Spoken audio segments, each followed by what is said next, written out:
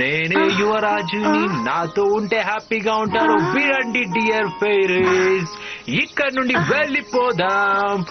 వినండి dear fairies, dear fairies. నేనే యువరాజుని, నాతో మీరు ఫ్రెండ్లీగా ఉండొచ్చు. డియర్ ఫెయిరీస్, ఎగిరిపోతే ఎంతో బాగుంటుంది. వినండి డియర్ ఫెయిరీస్.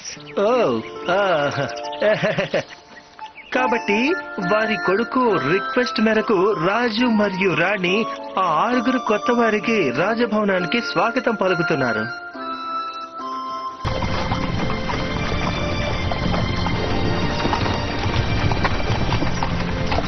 మా కోసం డ్రెస్సింగ్ రూమ్ అలాగే మేకప్ ఆర్టిస్ట్ ఇలా అందరినీ సిద్ధంగా ఉంచుతారా?